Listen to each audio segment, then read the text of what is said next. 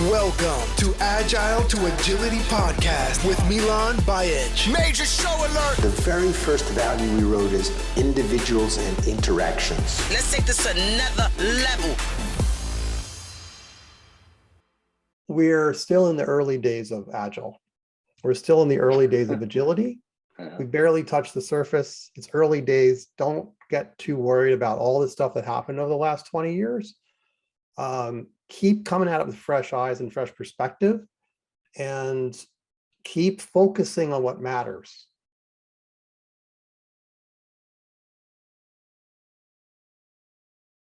Who is Joshua Kerievsky? I start with that, and maybe tell us about your journey and who you are. And Yes, thank you for having me on your show. Wonderful pronunciation of my difficult to pronounce last name, so good on you. I am I'd say I was a second generation software person. My father was definitely in the software field. He was actually recruited by IBM when he was graduating from college, Columbia University. He decided to first hitchhike across the country, and so he said no to IBM, but he eventually got into software programming back in the 60s, and used that to help raise our family and just make some money. And but he really enjoyed it. So we grew up around computers. Even in second grade, I remember our entire class would go to the place where he worked, and in those cold rooms with the giant, huge computers. And so anyway, grew up around computers, started programming at a very young age, and I was really into them. But I have to say I was not a geek. I loved sports. I loved all kinds of things. So, but I was attracted to these computers. We got the Apple IIe, at some point, and that really changed the game. And then I started writing code in high school, made a little bit of money, and then I made some money during college. Starting to write code for Wall Street, and then never stopped. So.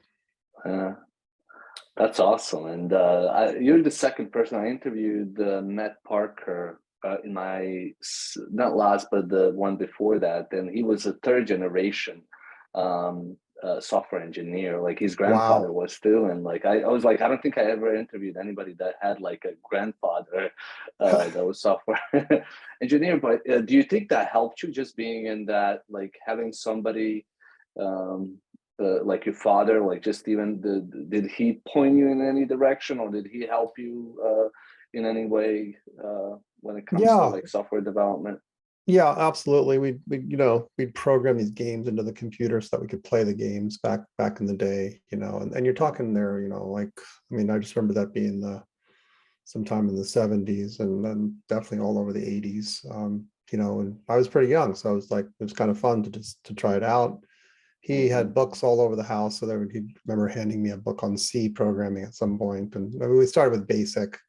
But yeah, he was definitely an inspiration, and I just really enjoyed it from the start. So it was natural for me to kind of get into that world. Yeah. It is, yeah. It's interesting. Like for me, it was just, when we came to the United States, it was just like staying in touch, and like it was in the, mid to late 1990s, and it was just like, it was the way to get connected. And I started making like these websites for like, to get people from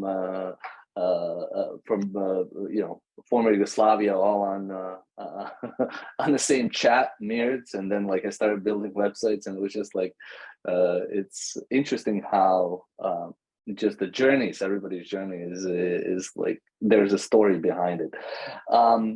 You've been at least based on my views pretty quiet last couple of years, and then I realized you're writing a book. And I also realized there's a lot of stories in your book too. You've been talking about it. So could you maybe talk about what you've been doing, and tell us a little bit about the book that you've been writing about? Yeah, thank you. Yes, definitely been, for me, writing is something I really enjoy. I enjoy reading. I'm a huge reader, and I love reading good books, great books. So I put a lot of effort into my writing. And what's your process for writing? I'm just curious, do you do you have specific time of the day? Like, do you iterate? Oh, yeah, I'm assuming you iterate through it, but like maybe just share like what the process is. Yeah. Sure, absolutely. It starts with if I'm writing a book, right? If I'm writing a book, I came across a piece of advice that I read years ago, and this was in a book for kind of budding entrepreneurs. So it's a book that I learned a lot from. It's called The Incredible Secret Money Machine, and it's actually edition number 2. So it's called Incredible Secret Money Machine 2. And in that book, he recommends many things for young entrepreneurs. But one of the things he says is if you happen to write, you can start to build a following, you can start to interact with others, meet others. And if you write a book, make sure it's a bestseller. So you read the sentence in the book, you're like, did I read that correctly? If you're going to write a book, make sure it's a bestseller. That's what he says. Because he says the amount of effort and time you put into writing a book is so much that you'd better hopefully get a good return on it. And so the other thing, but to me, what that means is that you're going to be testing all along the way, because you have to figure out, is this subject that I'm writing on worthy of being a bestseller? Are people interested in it? Let's find out. Do they even care? Or are there already like 1,500 books about that same subject and you're writing another book just like it? Or is it something you're saying that's unique? So tons of testing. So I start out just writing maybe 1 story, 2 stories, 3 stories, sharing with people, getting feedback, revising it, improving it, getting more feedback, using it in teaching contexts. Here's some stories about agility. What do you think? Does this help you? And it grows from there. And eventually I ended up with a pile of stories. And I was then thinking, well, this seems like it's heading in the direction of a book. So at that point, I started to basically say to myself, okay, if this is going to be a book, I'm going to really need to focus. If I'm going to really write the book, if I'm going to really finish a book, I have to actually say no to a whole bunch of things. So I had to basically limit my whip, which was hard, because that means saying to a bunch of people, especially in my company, no, I can't do that. No, I can't do that. No, I can't do that. Nope, working on the book, can't do that. And, it makes me feel bad because I want to say yes to people. I want to be helpful to everybody, but I had to say no a lot and get quiet and focus on writing and make it a daily practice. So then, just a ton of, I'm a feedback fanatic. So I love getting feedback. I have a thick skin. I don't mind people beating things up. I don't mind. I beat it up myself. I'm like, maybe I should just get rid of this. I mean, there were stories that I removed from the book because too many people had issues with them, even though I loved them. And I'm like, this is a very meaningful story to me, but you're telling me this and I'm hearing it from a third person. And it's like, all right, I'll take it out. I'll use it somewhere else, somewhere in the future. But it's a lot of feedback, tons of feedback. And then I don't start with a table of contents. I really, truly don't. This is very organic, very evolutionary. And so I ended up with a pile of stories. I showed it to a book agent and he's like, well, you're a great storyteller, but we need an organization of these stories. And I was like, yeah, I know that. I'm not dumb. You can't have a book just full of stories. You got to have them parts. So I was like, okay, I'll start working on that. And then I had to sort of figure out, where does each story belong? Like, what is it really communicating? And that's what started to emerge from that came out of both my appreciation for what I'd learned by writing some of the stories, and then wanting to make something that really was impactful in terms of the parts. And what emerged were 6 mantras. And these stories now fit into the 6 mantras, and the mantras are meant to be the kind of thing that you think about, you practice, you use every single day, many times per day, to help you be agile. So they're not my own. Like some of them are completely, lifted from John Wooden, the coach John Wooden, UCLA Bruins famous coach. He'd say, "Be quick, but don't hurry." And he'd say it over and over again. The more I researched him, the more I read what his players said about him. Is like, yeah, he actually said that many times a day, over and over and over again, trying to help the players distinguish between hurrying and being quick. And that was a mantra, because a mantra is something you use. You don't just put it on a poster on the wall and walk by it and think about it every few months. It's useful. It's used, you use it. So the word mantra even entered I heard the word, but I thought, you know what? These are mantras. I'm going to have a set of mantras here. So it was very emergent, the entire process. That's awesome. And so let's maybe explore those. So be quick, but don't hurry is one of those 6. Could you maybe share a story on that mantra of being quick but don't hurry? Or give us maybe an example of what do you mean by that? Yeah, one of my favorite examples comes from HP, and a lot of us have had HP printers or some other products. But they got themselves into a kind of a jam at some point, and they're upfront about this because they eventually fixed the problem. But what happened was they had a brand new printer series. So this is a new model of printer, new series they call it. And the first printer came out, and they had to make the firmware for it. So they did 2 million lines of firmware. Firmware is the software that makes the printer, do its thing. 2 million lines of firmware. Great, awesome. That particular printer had a product manager. The product manager did a great job, got it out the door, great sales, awesome. Now, the next printer was created, the next model in the line. Yeah. Now, this is a pivotal point that comes here, because that particular effort had a different product manager. Now, that product manager wanted to get the new model out the door as quickly as possible. Get to this question. I think you know where I'm going here. You got 2 million lines of firmware. Do you do the work to make it adaptable so that 2 million lines can work with both printers? Or do you just copy the 2 million lines, put it into the new printer, make the changes necessary for the new printer, and ship it? They did the latter. And then they did it again and again and again. And they did it a total of 18 times. So they had 36 million lines of firmware to maintain.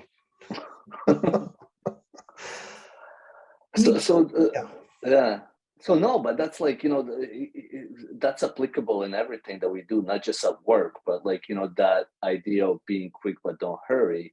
And I don't know if it's especially in today's world where like, we tend to hurry without understanding of the consequences that may follow.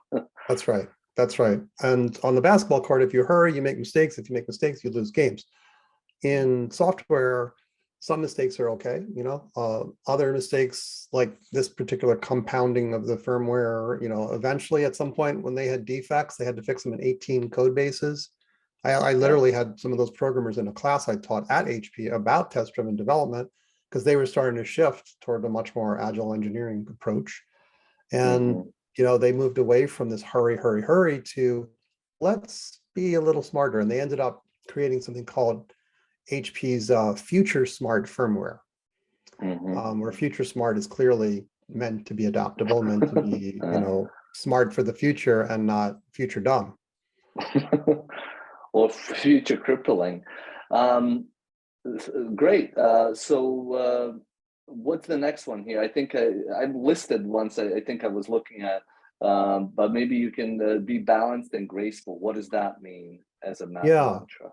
Yeah. So what Wooden would say, Coach Wooden would say, is that you cannot be quick if you don't have balance.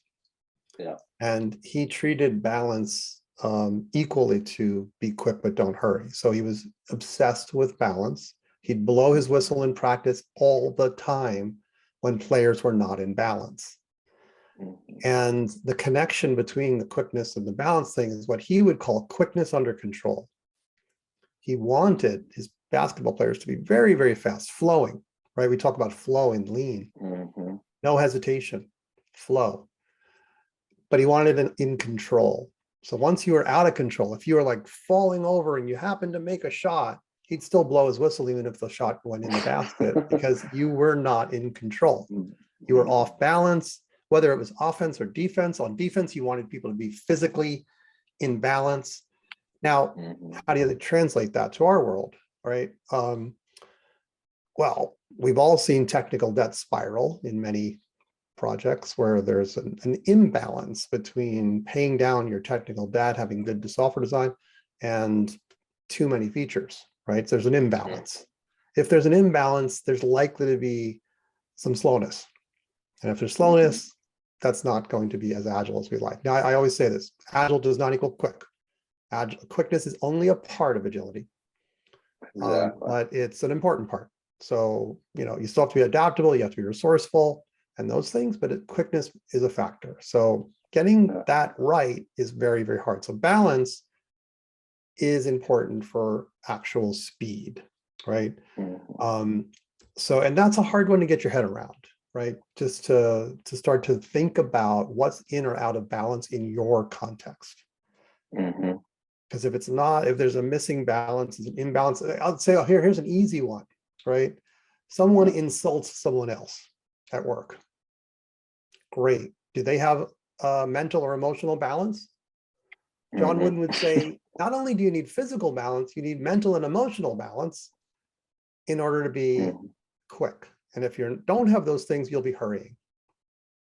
Exactly. Think about, we were just talking about Kyrgios and the finals of Wimbledon, right? Very, very imbalanced mentally or emotionally at points in the match. You could say that maybe that was impacting his agility. So I mean, a lot of this comes down to self-awareness, I think. And it becomes of organization being self-aware of what it's good doing, like if it's intentionally creating technical debt or not, or, all of this, you can look at it at individual level, at team level, organizational level, but it is to some extent that awareness about, hey, don't hurry, but be quick, be balanced and graceful. But sometimes you might go off balance, but be aware of that you're going off balance, and what are you going to do to bring it back? And nothing wrong with going off and realizing that you're off. It's just when you don't know that you're off and unbalanced. Yes, and you don't know how to respond to that. Yeah, you do have to get out of your comfort zone, and you will be off balance, when you're out of your comfort zone and you're learning. For example, you're uncomfortable, you're never going to be completely in balance. But ultimately what he's talking about, I think, is, the balance that comes when you're really at the highest level of your performance that you're shooting for. Graceful part, I go by the definition of agile in the dictionary, the Merriam-Webster dictionary, which is characterized by this ready ability to move with quick, easy grace. So gracefulness is very connected to adaptability. If you're graceful, you are supple, you're able to deal with unexpected events very effectively and efficiently. So grace and adaptability are very close. So, there's two definitions in Merriam-Webster, characterized by a ready ability to move with quick, easy grace, or having a quick, resourceful, and adaptable character. To me, that's agility. Those words, those definitions are agility. And that's what the book tries to explain through many, many stories and a connection to these mantras. So the graceful part, is also just how do you interact with people gracefully? How do you interact with customers, your colleagues at work? How do you treat people? You could just, at some point, that whole section was about, dignity and treating people with dignity and respect. And gradually I started thinking, well, okay, dignity and respect, that really is being graceful with people. And it used to just say, be graceful. But at some point I realized that if you're imbalanced, if you have a lack of equilibrium, if you're off center somehow, you can't really be graceful. So it rounded it out to say be balanced and graceful. Yeah, I like it. And it reminds me also of humbleness, like graceful, humble, I don't know, in a sense of, if you are graceful and humble, it seems like, you'll naturally balance too, or the other way around. I'm not sure, but I think so. Absolutely. Yeah, it's you can go deeper and deeper with this balance stuff. I mean, I literally was looking at my own keynote speech recently and going, do I have the right balance of like male and female stories in here? Genders, races, I mean, it goes deep. It is, and I don't know how you look at the Agile Manifesto and the individuals' interactions over process and tools, but that's also more of a balance than one over another. Like Yes, it is. That's a great point. So, yes. So let's move on. I want to go through all of these six. So be poised to adopt. What does that mean? And maybe I don't know if you have a story for that one too, or could you maybe talk about this third mantra? I have stories for everything. All of them. The book really spends the time on it's all stories. The entire book is stories. There's over 100 of them. And my thoughts are that if I want to make things sticky, and I find stories to be sticky much more so than boring prose. So everything's a story in the book. Being poised to adapt. Well, one of my favorite stories for that is from NASA. And even though that happened in outer space, I think it applies to the real world here. I'll just preface that by saying, most people would recognize that adaptability is part of agility, a big part of it. I think some people mistake adaptability for agility. They're not the same thing. Agility is more than adaptability. It's also that quickness, the quickness to adapt.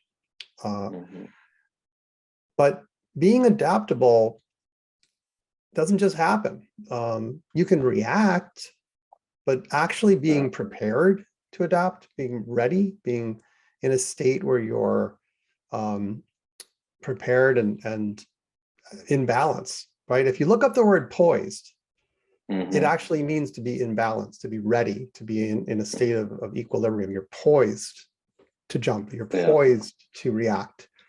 You're ready. You're in this balanced state. So these words are very connected in the mantras, right? The balance. It also implies, like, to me, like poised to adapt implies that you're embracing adaptability and ambiguity, and like, if I'm poised to adopt, like, to me at least, it's like I'm driven, or I don't shy away from it. It's something almost that I seek. I see the difference there, because not many organizations or people or teams are posed to adopt. They're like a lot of times forced to adopt, or exactly. Yes, they're that's right. They're caught off guard, and then they have to try to adapt, but they're not actually ready for it. So when you study the resilience engineering world, there are some brilliant people in that world, and they speak about being poised to adapt, which is, and these are folks that come from the industrial safety world, where they're looking at accidents in all kinds of industries and trying to help these organizations be more resilient. And they're looking at, well, what leads to that resilience? And that ability to have adaptive capacity. That's a term they use, adaptive capacity. Capacity, right? What's your capacity to adapt? Is it tiny because you're running ragged, you're hurrying all the time, and you don't have that room to learn, that room to get better, that room to practice, because you're always behind the 8 ball, you're always rushing? Or have you developed adaptive capacity? Did you build in some ways to deal with potential problems? Stuff like that. So it's a pretty high bar, being poised to adapt. The story is about Apollo 13 and the famous accident that happened there, right? And if you've seen the movie, basically in the movie, at some point they have to deal with the astronauts having to leave the main part of the spacecraft and go into what's called the limb, which is a tiny little part of the vessel that was not meant for traveling back to Earth at all. And it turns out there's a huge difference in terms of the ventilation system. So in order to pump oxygen in there, they need to get something that's, I think, square into something that's round, or vice versa. I don't know. But they suddenly have to do this. Now in the movie, it's very dramatic. And on the ground in Houston, they say to these engineers, okay, we're putting you in a room. You've got to figure out what to do right now to deal with this problem, or they're going to die up there. And they throw these parts on the table and say, figure out how to get these parts to somehow create an adapter to go from round to square. and they're just sitting there and they're trying to do it on, it's all very dramatic and all that. But if you actually read what some of the astronauts said happened, they explain it very carefully. NASA had already practiced stuff like this. They'd already practiced it in simulations. Now, some of them thought this simulation's crazy, this could never happen, but they did practice it. And so when that actually happened, and when the astronauts had to, sort of go into the limb, it wasn't that big of a deal. I mean, they were able to relatively quick, deal with the problem quickly, adapt to it, and it was because they were poised to adapt. Yeah, poised to adapt, poised, and I think it's part of that mindset too. Like, as an astronaut, that at any point anything could go wrong. So Yes. it's start minimal and evolve. What about that one? That's keeping it simple. Start small, evolve seems pretty familiar. Pretty straightforward. In fact, we already talked about it because we talked about my book, right? So, the way I wrote my book was I wrote one story first, and I get feedback on it, then write a few more stories, get feedback on those, improve. Start from something small and simple and evolve it. That's very much how I try to approach things. When I don't, I often regret it. I tell a story. I've been in the backyard of the last house I was in. I was in this house for 20 years in Berkeley. And during the pandemic, we closed our office and we decided, okay, I'm going to build a little shed in the back so I can get peace and quiet and go work there. And with the shed, you don't really need permission from the city. So, as long as it's 8 feet by 10 feet, you don't need permission. So we hired this contractor, and, it was not a big backyard to begin with, but, fine, it would fit there. Then we had to decide, where does it go? Where does this shed go? Does it go on the far right, the far left? Does it go in the middle? Well, I was sort of talking to some colleagues, and they said, well, let's put it on the far right because that'll leave you a nice big patio space on the left. I was like, all right, fine, sure. Great. They laid the concrete, which meant sending a pipe all the way up this hill to the bottom on a hill. Big deal. They laid the concrete, then they put up some wood to show, to basically begin the creation of the structure.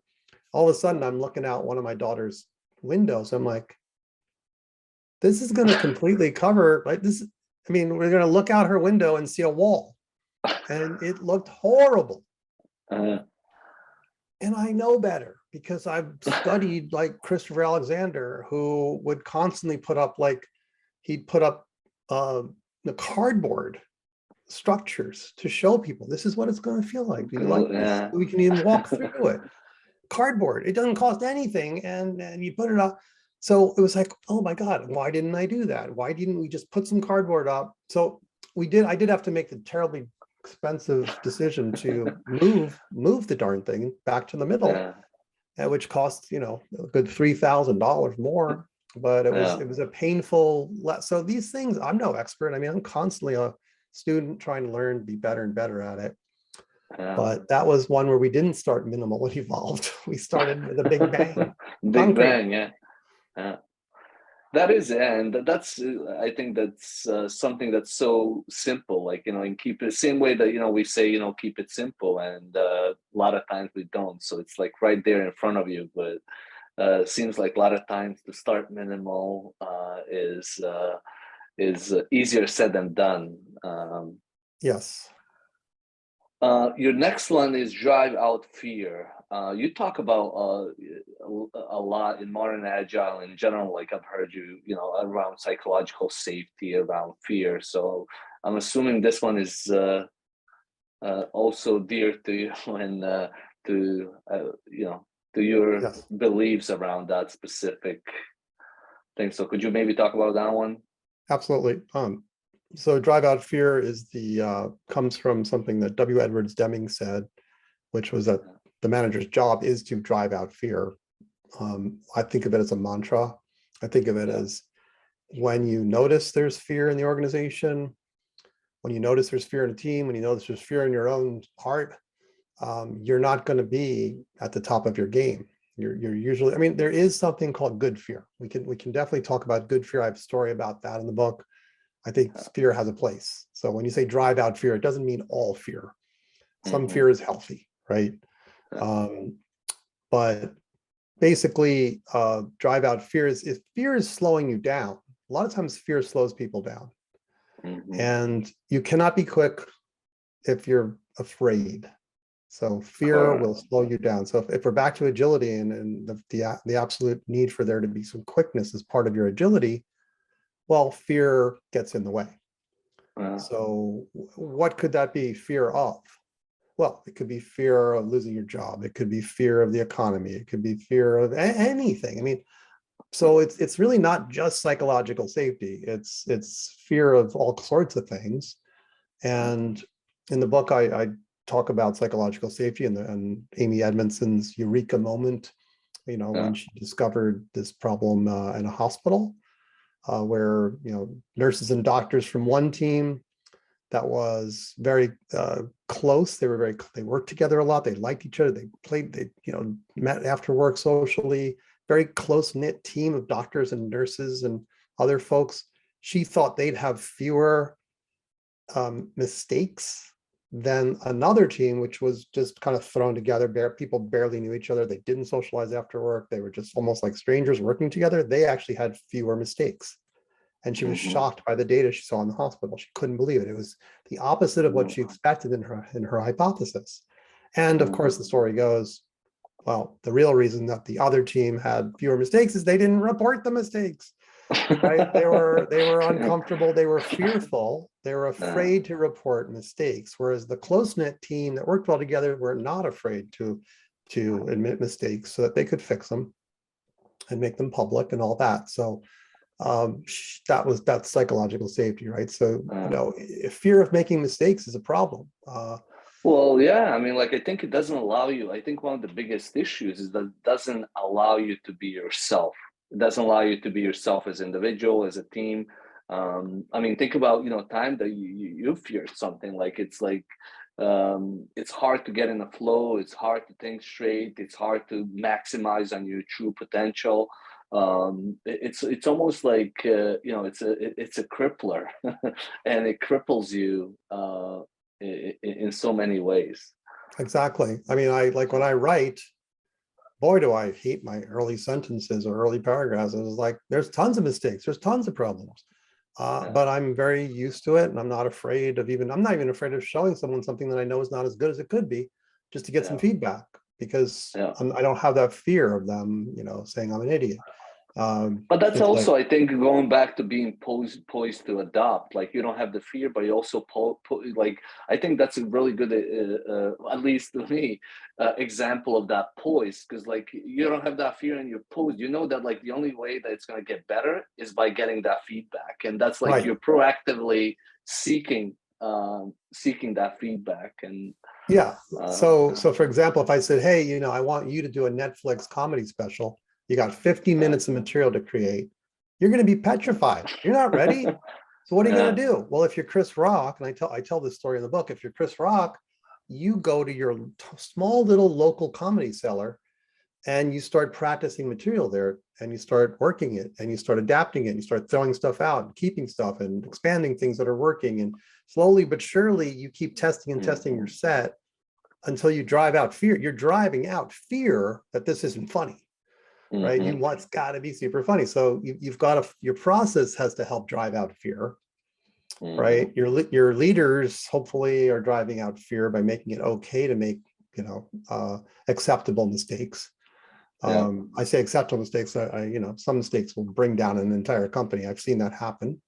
So there are, mistakes that are very more costly than others. Yeah. But that's the principle there, is to drive out fear, and again, because it slows us down. Great. And then let's maybe just talk about the last one here. Be readily resourceful. What does that mean, to be readily resourceful? Yeah. So to be readily resourceful is readily means without hesitation. So, and if you study, again, back to John Wooden, if you study his style of basketball, he did not want his players ever hesitating. If you stopped and hesitated, you were slow. So Yeah. no hesitation, just continuous flow. Adapting dynamically to the situation at hand, right? So being readily there. So these words connect: readily, poised, balanced. They really all connect. So being readily resourceful. I'll tell a story from Sir Richard Branson. So back in the 1970s, he was in the British Virgin Islands. He went to the airport to catch a flight with his girlfriend to Puerto Rico. Beautiful day, no weather issues whatsoever, and you can imagine what comes next. The airline says the flight's canceled, and doesn't really say, well, when is the next flight going to leave?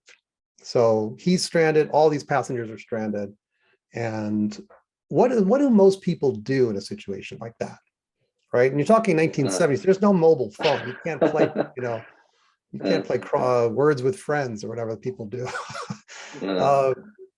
What do? They go to the bar, they go to a restaurant, they call people, they walk around. They're stranded. Not Richard Branson. Not Richard Branson. Without hesitation, i.e. readily, he calls a charter airline. And he said, what would it cost to fly from, where we are to Puerto Rico? And they give him a number, and he said, well, how many seats are on the plane? And they tell him. So he does some math, and then he finds a piece of cardboard and he writes on it, $39 one-way flight to Puerto Rico. And he walks around his terminal, with the people. People start handing him cash, and he basically sells every seat, and they fly to Puerto Rico uneventfully. I'm like, this is a perfect example of being readily resourceful. He was quick, he was adaptable, and he was incredibly resourceful in finding a solution to a problem. Yeah. And that's very interesting. And so maybe the next question that I want to ask is, what are the prerequisites for organization to embrace these? Because or maybe preconditions or whatever you want to call it. What do you see as when you look at organization, when you talk to leaders, what are some of the things that need to be in place in order for, obviously, these are good starting point, but I'm assuming something before this that organization needs to kind of enable or create the environment for these to truly stick. Yeah, every organization is different. First of all, I wrote this book for any industry, any profession. I really wanted to write a book about agility that anyone could use. So a surgeon could use it, a team of accountants could use it to become more agile. Really, that is why I wrote the book. So it's not specific to the software industry. There are software stories throughout the book. I believe the prerequisites usually are about, do you want to improve, right? Do you actually want to improve? Is that a real thing, or is it just an imagined thing? If you really want to improve, what are you willing to change, or what experiments are you willing to do? Right? I'm sure you've experienced lots of organizations where there's silos, and they're basically, their style of product development is to coordinate silos. And it's very slow, and it's not very quick. So one of the first things I look at is it's very painful. So there are quote unquote scaled agile processes that are very sympathetic to silos and say, fine, we can still work in a silo. It's a question of how quick do you actually want to be, because quickness is part of agility. So if you really want to be agile, you've got to address what's slowing you down. And if you don't understand that silos typically slow you down, then you're not paying attention. So you have to be, the prerequisites to me are, do you really want to be quick, resourceful, and adaptable, right? Because, and that can often be, let's assess you. Let's figure out, where are you today in terms of your agility, right? Where are you with respect to these words or mantras? How good are you at starting minimal and evolving versus doing big upfront design? All those things. How do you spend time to be poised to adapt? And so on. So it's not that, it's not rocket science. It just requires introspecting and reflecting on where you are today and where you could be tomorrow. Yeah. But that's so hard though. Like at least, when I work with executives, when I work with leaders, it's like nobody has time. Like they'll say, "Hey, Joshua, this is great, but I don't have time." I understand it. I don't disagree, but I gotta go, right? Yeah, Or yeah. not today. What do you think? I mean, like, what are we call it mindset, but it's not really. I don't know. Sometimes it's like what comes first, the system or the mindset? What changes what? And I don't know from your perspective, like what have you seen? Like, how do you get those executives and leaders to see the value? Maybe it's that start minimal, get them to start minimal and adapt from there. I mean, the way I say I will get them to see this stuff is I wrote a book for that purpose, right? I want them to Yeah. read the book. I want them to take it all in.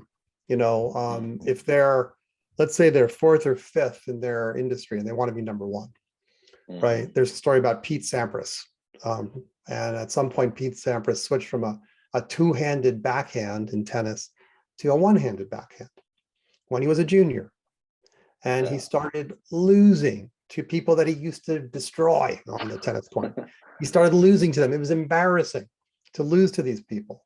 And I remember Andre Agassi writing about him at the time. He felt sorry for poor Pete Sampras because he suddenly was not very good anymore. You knew you could just hit it to his backhand and he'd mess up because he's going through this difficult transition from two-handed to one-handed backhand. However, he had coaches and who said you'll never be a top professional number one in the world, or you'll never win grand slams if you have the two-handed. You need the one-handed to have the variety of shot. So he went through this painful journey for a year or two as a junior, but he wasn't worried about losing as a junior because he was going for something much bigger. And yes, he got there, right? I mean, he won many championships. He's not the three major tennis stars we know today, Novak and Rafael and Roger, but he was amazing in his day. And so I look at a story like that, right? Yeah. Where he was willing to slow down before he sped that's up. right. That's right. And so, you say to a company like, well, what are you willing to do? How much do you want to be up there? And how much time can you take to get there? Right. I'm not like, I run a business. I've been running a business for 26 years. So I really love business and I get business, I think. And I know it's not easy. But I'm also very pro business in the sense that I'm not going to give you a company wrecking strategy. Oh, slow down so much that you're going to get completely destroyed in the marketplace. That's not okay too. You've got to find a balance between an improvement strategy and keeping the engine running, right? So how do you find that balance? How far do you go? For a lot of companies that I work with, I try to recommend a lot of times don't do the slow slog of improvement, which is tiny little improvements that make a little bit of difference, but take months or years to do. Sometimes it's better to form a pilot team and do a bunch of changes in that pilot team, like they're an island of innovation, right? So we're going to do a whole bunch of things differently there, see how it goes, right? We're not going to have to fight people about every little agile practice. We're going to do 10 to 12 of them together at once. Wisdom from lean startup, wisdom from XP, wisdom from lean manufacturing, and so on, all together, see how it goes, and then make a determination, do we want to continue this or not? So lots of different strategies for how executives can begin to make a change, but they have to want it. Yeah. I mean, you've been around since, beginning of this agile movement. What do you think, where are we now? Like, last 10 years has been probably all about scaling and scaling frameworks. And, it seems like organization leaders are maturing. People are seeing that there's no recipe, that there's no single. But what is your assessment of the current state where the agile movement, as we call it, agile movement, but also where organizations are? Do you think they're making smarter decisions? Do you think they're I'm just curious to hear your thoughts on. Yeah, I have a nice answer for you, which is, and it brings me joy to say this. Okay. And first of all, I do want to say I love the title of your show, because Agile to Agility is wonderful. You got the capital A in Agile, and then the lowercase a in Agility. So it's a wonderful show. And I'm using the word agility on purpose, because the capital letter Agile thing is very much associated with, whatever, a lot of industry stuff that may or may not be helpful. Here's what brings me joy, is to say this. We're still in the early days of Agile. We're still in the early days of agility. We barely touched the surface. It's early days. Don't get too worried about all the stuff that happened over the last 20 years. Keep coming at it with fresh eyes and fresh perspective, and keep focusing on what matters. Right. So again, are you quick and not hurrying? Are you poised to adapt? All those mantras, that's where the focus needs to be. Another John Wooden thing would be, he said this is amazing. This blew away Kareem Abdul-Jabbar. Kareem Abdul-Jabbar is one of the most famous players who played for John Wooden and then went on to 20 years in the NBA. He said, John Wooden said to him, Kareem, listen, the scoreboard will take care of itself. We focus just on practice, perfection, and getting better and better and better in practice. And then when it comes to be game time, the scoreboard takes care of itself. So to me, that focus on the fundamentals of agility is where we need to be. And that's where I'm still excited about the future, because I think we can come to it with a fresh perspective.